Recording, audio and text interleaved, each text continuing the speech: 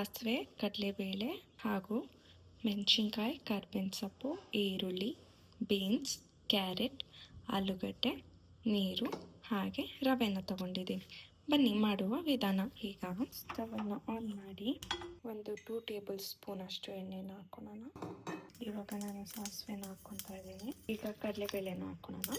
ಇವಾಗ ಕರ್ಬೇವಿನ ಸೊಪ್ಪು, ಈಗ ಮೆಣಸಿನ್ಕಾಯಿನ ಹಾಕ್ತಾ ಇದ್ದೀನಿ. ಇವಾಗ ನಾನು ಈರುಳ್ಳಿನ ಹಾಕ್ಕೊತಾ ಇದ್ದೀನಿ. ಈರುಳ್ಳಿನ ಚೆನ್ನಾಗಿ ಫ್ರೈ ಮಾಡ್ಕೊಳ್ಳೋಣ.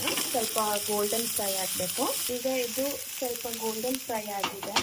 ಇದಕ್ಕೆ ನಾವು ಎಲ್ಲ ತರಕಾರಿನೂ ಒಂದೇ ಸತಿ ಸೇರಿಸ್ಕೊಳ್ಳೋಣ. ಯಾಕೆಂದರೆ ಎಲ್ಲಾನು ಬಂದೇ ಅದಕ್ಕೆ ಬೇಯಲಿ ಅಂತ, ಫ್ರೈ ಆಗಲಿ ಅಂತ. ಬೀನ್ಸು, ಕ್ಯಾರೆಟು, ಆಲೂಗಡ್ಡೆ ಹಾಕಿ ಚೆನ್ನಾಗಿ ಮಿಕ್ಸ್ ಮಾಡಿಕೊಂಡು ರುಚಿಗೆ ತಕ್ಕಷ್ಟು ಉಪ್ಪು ಹಾಕೊಳ್ಳೋಣ. ನಾನಿಲ್ಲಿ ಕಲ್ಲುಪ್ಪು ಹಾಕ್ತಾ ಇದ್ದೀನಿ.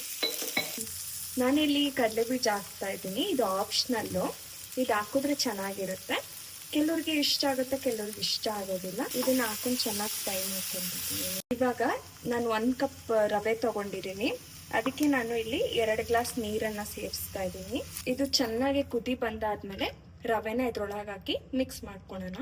ಇವಾಗ ನಾನು ತುರಿದಿಟ್ಕೊಂಡಿರೋ ಕಾಯಿ ಹಾಕ್ತಾ ಇದ್ದೀನಿ. ನೋಡಿ, ಇವಾಗ ಚೆನ್ನಾಗಿ ಕುದಿ ಬಂದಿದೆ. ಇವಾಗ ರವೆ ಹಾಕೊಂಡು ಮಿಕ್ಸ್ ಮಾಡ್ಕೊಳ್ಳೋಣ. ನಿಧಾನಕ್ಕೆ ಹಾಕೊಂಡು ಗುರಾಡ್ಕೋಬೇಕು. ಹೀಗೆ ಸ್ವಲ್ಪ ಸ್ವಲ್ಪ ಹಾಕೊಂಡು ಚೆನ್ನಾಗಿ ಮಿಕ್ಸ್ ಮಾಡ್ಕೊಳ್ಳೋಣ. ಈಗ ನಾವು ಲಿಡ್ಡನ್ನು ಮುಚ್ಕೊಳ್ಳೋಣ. ಸ್ವಲ್ಪ ಹೊತ್ತು ಒಂದು 5 ನಿಮಿಷ ಅಲ್ಟ್ಕೊಳಕ್ ಬಿಡೋಣ. ಈಗ ನಾವು ಸ್ಟವನ್ನು ಆಫ್ ಮಾಡ್ಕೊಳ್ಳೋಣ. ಅರ್ಧ ನಿಂಬೆಹಣ್ಣು ಹಿಂಡ್ಕೊತಾ ಇದ್ದೀನಿ. ಇವಾಗ ಚೆನ್ನಾಗಿ ಮಿಕ್ಸ್ ಮಾಡ್ಕೊಳ್ಳೋಣ. ಚೆನ್ನಾಗಿ ಮಿಕ್ಸ್ ಮಾಡಾಗಿದೆ. ಇವಾಗ ಒಂದು ಪ್ಲೇಟಿಗೆ ಹಾಕೊಳ್ಳೋಣ. ನೋಡಿ, ಇವಾಗ ಉಪ್ಪಿಟ್ಟು ರೆಡಿ ಆಗಿದೆ.